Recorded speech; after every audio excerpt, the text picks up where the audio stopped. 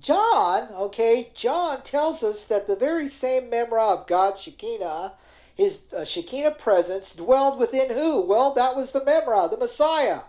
As it says again, God's memra or God's word became what? It became flesh. The glory of God's word is manifested through this Messiah. It is God's visible sign, it's God's visible sign here and manifestation to us that God is what? Well, that God is with us. The same as he was with the Israelites in the desert. Now, John says in John 1:14, and we beheld his glory, the glory as of the only begotten from the Father, full of grace and truth. Now, Jesus, or Yeshua, who is God's memra, is the manifestation of God's Shekinah presence here on earth.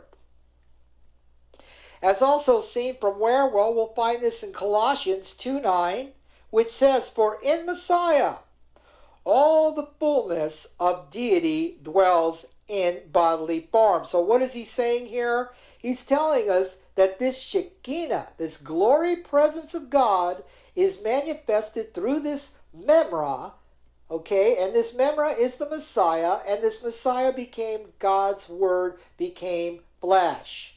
And in him the glory of God rested. Now, point B. Another thing associated with God's word, or the memra being the Shekinah presence, is that it also is the light of God, the Shekinah presence.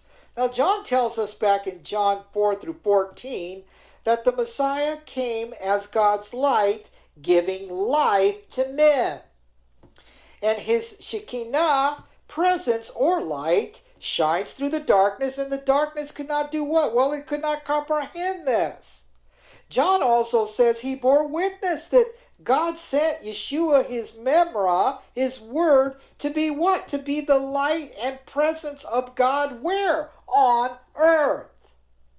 And further, John tells us in John 1:10, he tells us this, verse 10, he was in the world, and through the world was made through him. The world did not recognize him. Now, Yeshua, Jesus, God's memra, is the source of life. And he is the source of light for all men because he is the creator of all men. Even though when he appeared, men did not recognize God's word or God's memra before them because they did not know what? They didn't know God, so they didn't recognize God in the Messiah. Finally, the rabbis tell us that the fifth thing about God's memra or word is that the memra is number 5 in your outline. The memra is the agent of God's revelation. And what does that mean? Well, when God chose to reveal or send his revelation or to make known his intentions to the prophets, he did this through the sending of his word, which is what? You got it, the memra. Now, throughout John's gospel, his purpose is to show us that Jesus was sent to reveal the words, the revelation, and the truth of God the Father to who? To all men. Through who? Through God's memra, that is the Messiah. He did this through prophecy and through teaching men about the Father, as Yeshua declared in John 14:9 when he said this. Jesus said to him, have I been with you so long, and yet you have not known me, Philip? He who has seen me has seen the Father. So how can you say, show us the Father? And then in John chapter 1, verse 18, no one has ever seen God but the one and only Son, who is himself God, and is at the Father's side, has made him known. Now, the book of Hebrews also states clearly that God has personally revealed himself through who? Through his Son, the memra, the Word. And we find this in Hebrews 1:1-3, and this is what it says. Verse 1, God, after he spoke long ago to the fathers in the prophets, in many portions and in many ways, verse 2, in these last days has spoken to us in his Son, whom he appointed heir of all things, through whom he also made the world. Verse 3. And he is the radiance, or that is, he is the Shekinah of his glory, and the exact representation of his nature, and upholds all things by the memra, or the word of his power. When he had made purification of sins, he sat down at the right hand of the Majesty on high. So, what we learn here from John is that Yeshua is God's memra, God's word.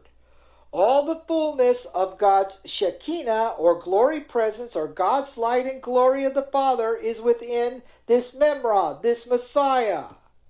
We also see that Jesus is not a mere human person here. Though he is God's word made flesh, but he is God the Son, the second person of the Trinity, or the triunity of God. He is also the deliverer of his people, and he is the one who brings man salvation.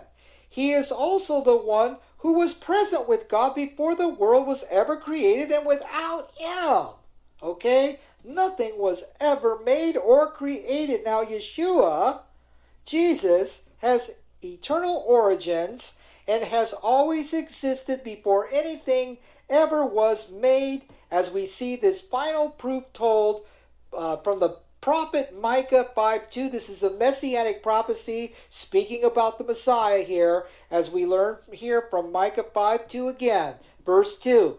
But you, okay, you, Bethlehem, Ephrathah, though you are little among thousands of Yehudah, yet out of you shall come forth to me the one to be ruler in Yisrael, or Israel, whose going forths are from of old, from everlasting, okay? And who is this person they're talking about that's coming to Israel to be the ruler here? That is the King Messiah, God's memra, God's Messiah, our Messiah, and his origins come from where? Before anything was ever created. This messianic prophecy reveals that God's Son, Messiah, and King will not be one who will simply be a normal human being here. Why? Because of his eternal origins, because of his pre-existence here. It tells us, like John explains, that Jesus is someone who existed long before the beginning of all creation here. His origins, or his beginnings, are eternal. So, before Yeshua was born into the world, his previous dwelling place and position is equal with God the Father, where? In eternity. Now, that completes our week 1 lesson. Stay tuned for week 2. Be sure to catch our updates. Thank you for joining us. We'll see you again. Be sure and join Rabbi Pastor LaRue for Session 2 of the Life of the Messiah through the Gospel of John. Shalom.